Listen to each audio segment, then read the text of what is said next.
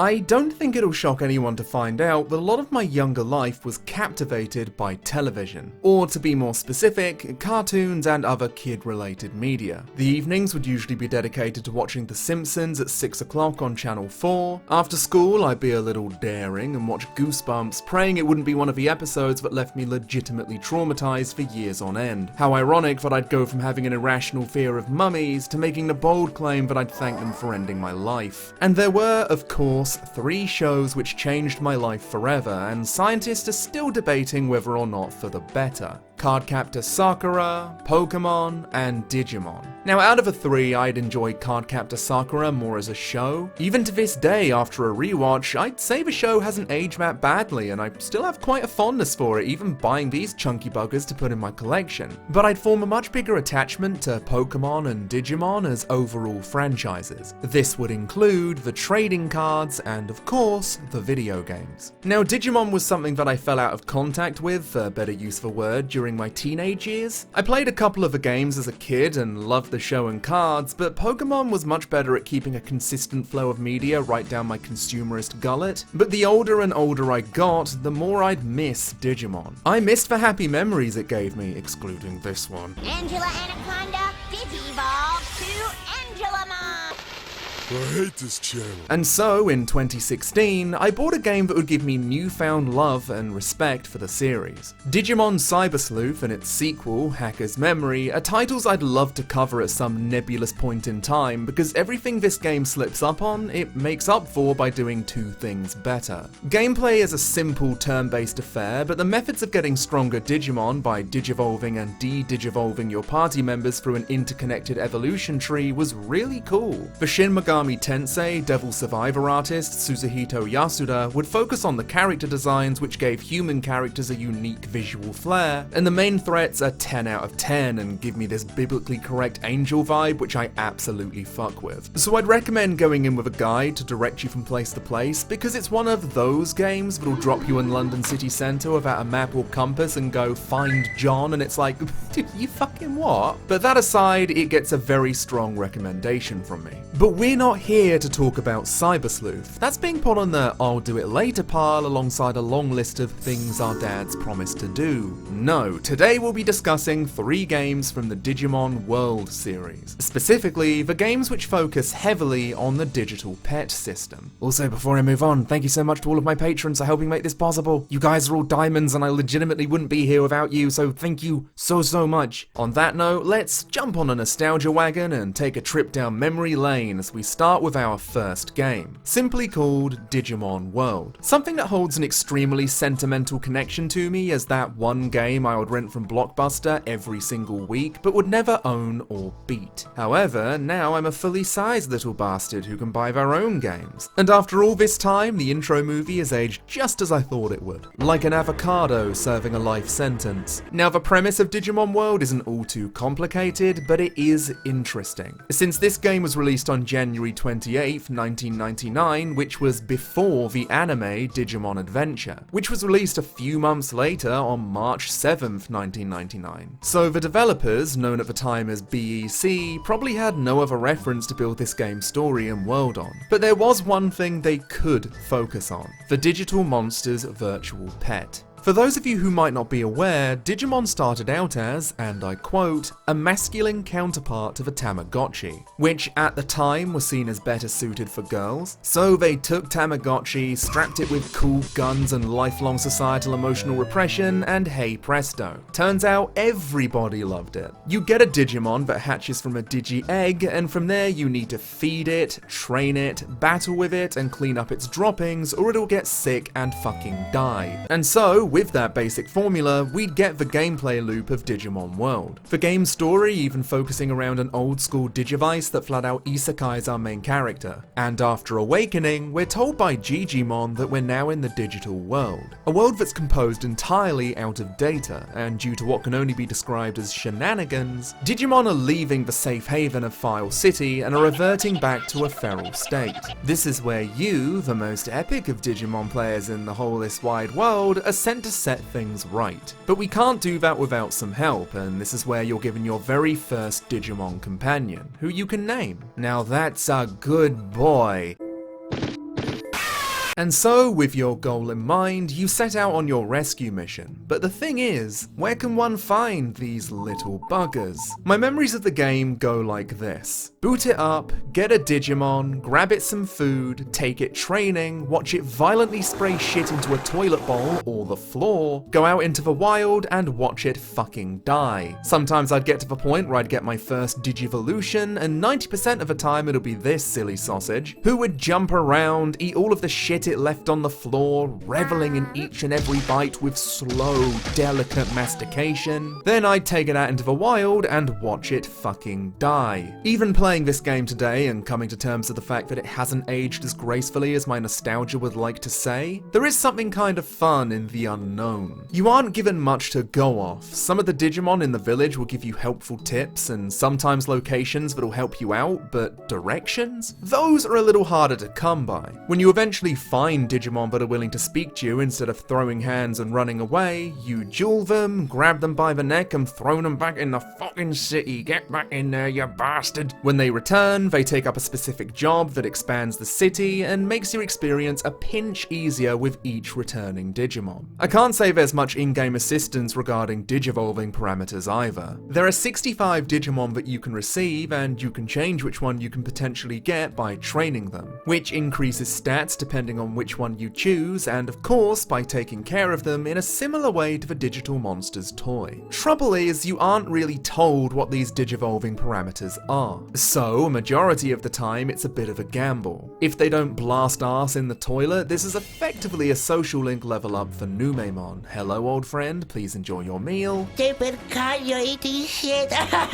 Leaving a Digimon to go hungry will affect their health and mood, and since the digital world is on a day-to-night cycle, they also need to go to sleep, which passes even more time, which means they need even more feeding and toilet breaks, and you better hope you're near to a toilet and have stocked up on food, or you'll be greeted with, "Hello, you." Now I went into this with an adult brain. I left the kid one at home this time around, and because of that I was a lot more cautious and spent the proper time in the training area. I conserved my food and made sure to rotate my partner's gym routine, and hey presto, I actually got an Andromon. Sadly however, because this game runs off Tamagotchi rules, it got too old and fucking died. So I needed to start the whole routine over again, and its data was transferred into an egg, the baby being more powerful due to inheriting a status boost from its previous form. This time around things went much smoother, landing me a Ninjamon and eventually a Metal Mamemon. This process of life and death will continue until you beat the game. We are perpetually trapped. So a question I'm sure is burning the lips of the uninitiated like a professional mukbanger is of course, how is the gameplay? And this is honestly where I can see a few people's interest dip, which is understandable since it's not exactly conventional. Digimon will be seen walking the geography, and having them bump into you will initiate a fight. At which point the Digimon will get into battle positions, and the AI will do all of the fighting for both characters. Back in the day, I remember not understanding a single command that was on screen and was desperately trying to figure out how I could assume direct control, but to no avail. Now this isn't to say you have absolutely no control.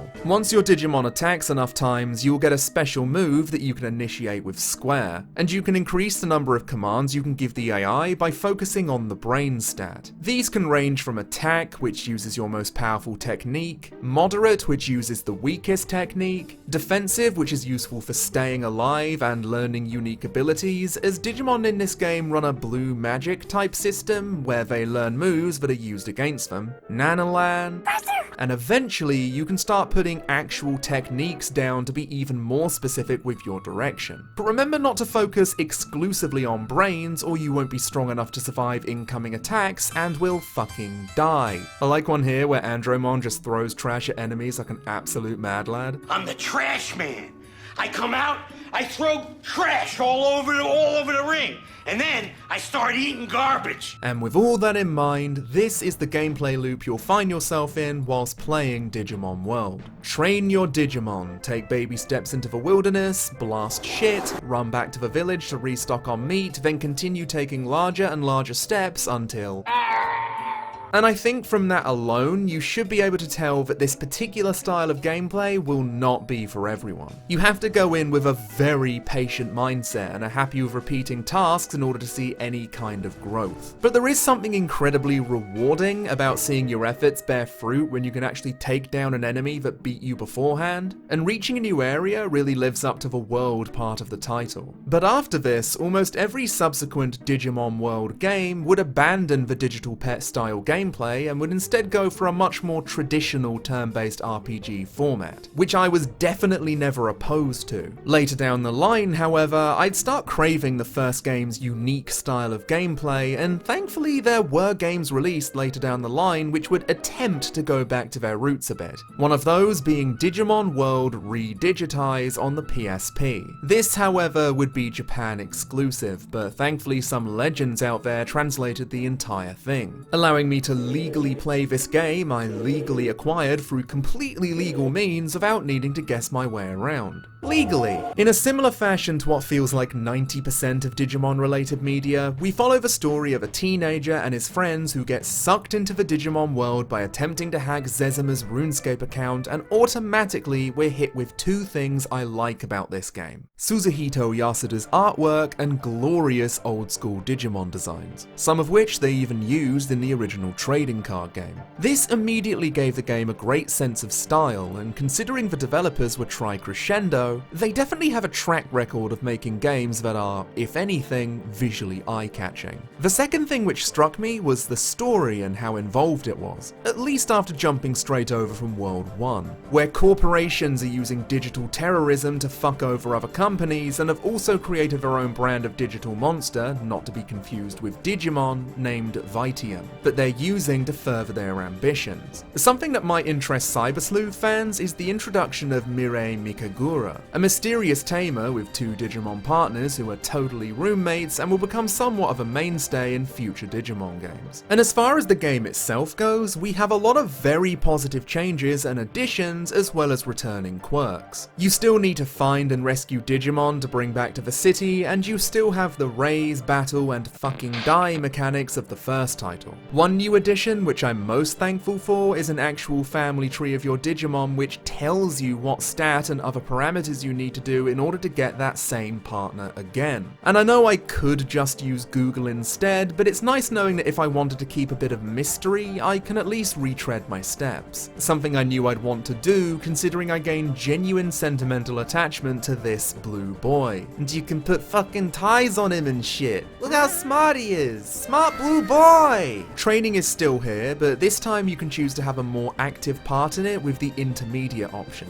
Choosing regular training will be automatic, but intermediate gives you the control. Succeeding will give you bigger numbers than regular training, and failing obviously means you get less than regular training. The special moves activate faster with a quick time event to determine whether or not it crits. As mentioned before, you get accessories to give your Digimon a unique flair, and my favourite added extras are in the Colosseum, where you can fight against beloved series characters like Tai and Lily from Tekken. My favourite Digiperson. Redigitize is a massive step up from the first game, and it does hurt a little knowing we never got it here in the West, but if you ever feel like legally acquiring this legal title through completely legal means, then I'd still suggest going in with a patient attitude because the original gameplay loop is still present, but you might find yourself really enjoying it, especially if the first game's shortcomings put you off. And with that, we move on to the title which made me consider the whole project in the first place: Digimon World Next Order, releasing in Japan in 2016 on the Vita and 2017 on PS4 globally, and turned out to be a legitimate sequel to Digimon World, something I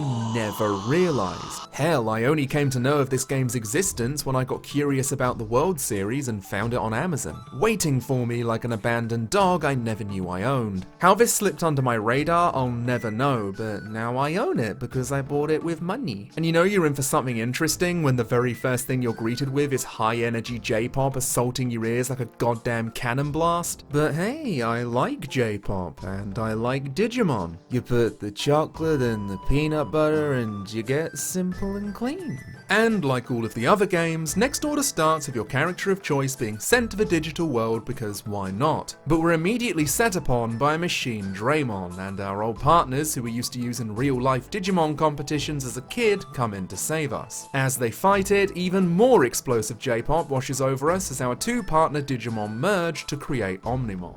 Omegamon? Oh, got a name change in 2017. Interesting. Even in this form we struggle against our opponent, but the power of friendship pulls through, only to have them, you guessed it, Double kill. Now we find ourselves in the digital world proper, where we're told by series mainstay Digimon that the world is being threatened by multiple Machine Draymon appearances. And it turns out that Digimon, even as early as the in-training stage, can be forced to digivolve into one by something later revealed to be called a BH or brain hack program. The city's inhabitants have scattered around the world map, and so it's up to you to recruit them back. Same routine, different coat of paint. As soon as control was properly handed over to me, I was slapped in the face with how much of a sequel this is to the first Digimon World. Like, they hammer it home pretty early with the remixes of the original File City Day and Night theme, and of course the special fight music.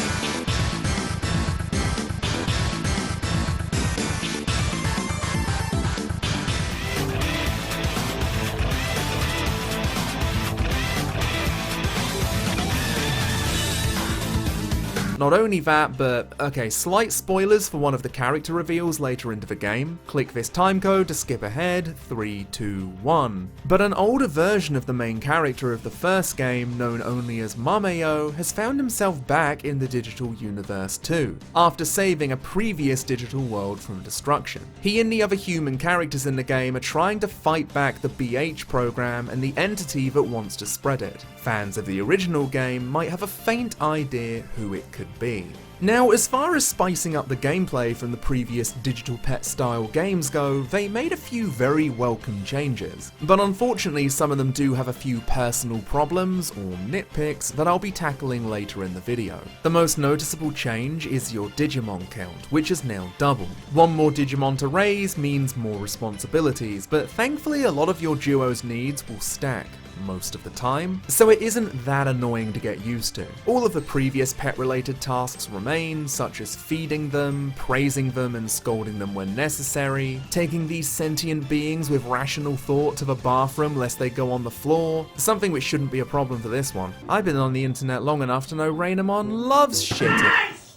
Training is still something that's obligatory if you want to make any progress, and due to having two partners, you can choose to train different stats at the same time, or just stack both and focus on having a balanced team. It's kind of a shame we don't have unique animations and minigames for each stat, and instead have this roulette type system which grants you bonuses depending on which one you land on, but it's not too much of an issue. Can get a little visually tiresome considering how long you'll be spending here though. Two Digimon can lead to some frustrations down the line, especially when one Digimon dies before the other, so you need to focus on the baby whilst time inevitably ticks down for the second and you get stuck in this really unfortunate loop where one dies and you're forced to watch with heart-pounding anxiety waiting for your other child to die of old age. Honestly, if this happens, just give me the option. Just give me the fucking option. At least two Digimon did give me the amazing opportunity to reunite me with an old partner, and look, he even brought a friend. Gee, Clemps, how come your mum let you have two blue boys? But then Rainamon wanted me to catch them a fish, so I spent 20 minutes trying to catch them a goddamn carp, but the second I did, like clockwork,